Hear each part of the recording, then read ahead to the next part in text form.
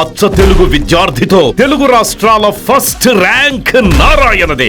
Amaravati నవ్యాంధ్రుల cholera రాజధాని నిర్మాణానికి తమ జీవనాధారమైన పచ్చని పొలాలను త్యాగం చేసిన అమరావతి రైతులకు ఆంధ్రప్రదేశ్ ప్రభుత్వం ఇప్పుడు ఒక అదిరిపోయే గుడ్ న్యూస్ చెప్పింది.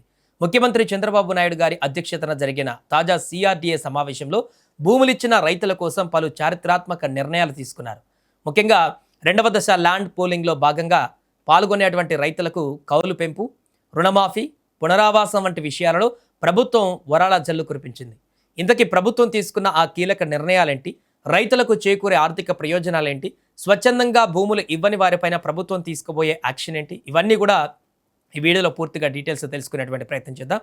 రాజధాని అమరావతి నిర్మాణంలో భూ సమీకరణ అనేది చాలా కీలకమైనటువంటి అడుగు. ఇప్పుడు 2వ దశ భూ సమీకరణకు ప్రభుత్వం శ్రీకారం చుట్టింది.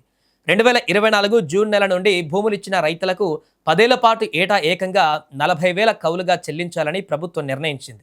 అంతేకాదు గతంలో ఇస్తున్న వార్షిక కౌలు మొత్తాన్ని కూడా పెంచారు. జరీబు భూములు అంటే ఇచ్చిన రైతులకు ప్రతి ఏటా ఎకరానికి 5,000 చొప్పున, అలాగే మెట్ట భూములు ఇచ్చినటువంటి రైతులకు 3,000 రూపాయల చొప్పున వార్షిక కౌలును పెంచుతూ కేబినెట్ మరియు CRDA నిర్ణయం తీసుకున్నాయి. అంటే భూములు అప్పగించినటువంటి తేదీ నుండి 10 ఏళ్ల పాటు రైతులకు ఈ పెంచిన కౌలు నిరంతరాయంగా అందుతుంది. ఇది నిజంగా తమ భూములను ప్రభుత్వానికి నమ్మి ఇచ్చిన రైతులకు ఒక భరోసాని చెప్పవచ్చు. ఇక అప్పుల ఊబిలో ఉన్నటువంటి రైతులను ఆదుకునేందుకు ప్రభుత్వం మరో మాస్టర్ స్ట్రోక్ వేసింది. భూ సమీకరణ కింద భూములు ఇచ్చేటువంటి రైతులు ఎవరైతే ఉంటారో వారు ఈ ఏడాది జనవరి 6వ తేదీ వరకు తీసుకున్న రుణాలను పూర్తిగా మాఫీ చేయాలని డిసైడ్ అయ్యారు. ఈ నిర్ణయంతో ఎంతోమంది రైతులకు భారీ ఉపశమనం లభించనుంది. అలాగే గ్రామ కంఠం భూములకు సంబంధించి కూడా ఒక చక్కటి పరిష్కారాన్ని చూపించారు. గ్రామ కంఠాలలో తమ భూములు కోల్పోయిన కుటుంబాలకు ఏటా 10,000 చొప్పున 10 ఏళ్ల పాటు చెల్లిస్తారు. డబ్బులు ఇవ్వడమే కాకుండా వారు ఏ గ్రామంలో అయితే భూమి కోల్పోయారో అదే గ్రామంలో వారు కోల్పోయిన భూమికి సమాన విస్తీర్ణంలో అభివృద్ధి చేసిన ప్లాట్లను కేటాయించాలని ప్రభుత్వం నిర్ణయించింది.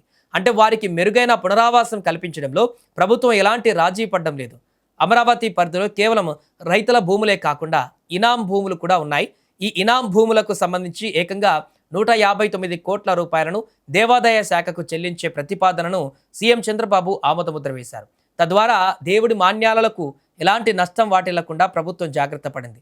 మరోవైపు అమరావతిని కేవలం పరిపాలనా కేంద్రంగానే కాకుండా ఒక గ్లోబల్ సిటీగా మార్చే దిశగా అడుగులు పడుతున్నాయి. అక్కడ నిర్మించే టౌన్షిప్లలో ఇంటర్నేషనల్ స్టాండర్డ్స్తో పాఠశాలలు, వరల్డ్ క్లాస్ ఆసుపత్రుల ఏర్పాటుకు కూడా CRDA ఆమోదం తెలిపింది. భవిష్యత్తులో అమరావతి ఒక ఎడ్యుకేషన్, హెల్త్ అండ్ హబ్గా మారబోతుందనడానికి ఇదొక నిదర్శనం.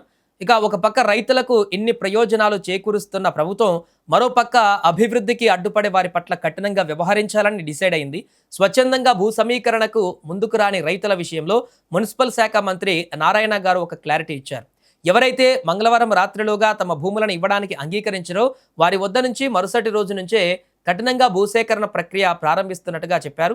అంటే పూలింగ్ ద్వారా వచ్చే ప్రయోజనాలు వదులుకుంటే ప్రభుత్వం చట్టపరంగా ల్యాండ్ అక్విజిషన్ యాక్ట్ ద్వారా భూములను స్వాధీనం చేసుకుంటుంది. కాబట్టి రైతులు పూలింగ్ వైపే మొగ్గు చూపాలంటూ కూడా ప్రభుత్వం రిక్వెస్ట్ చేస్తుంది.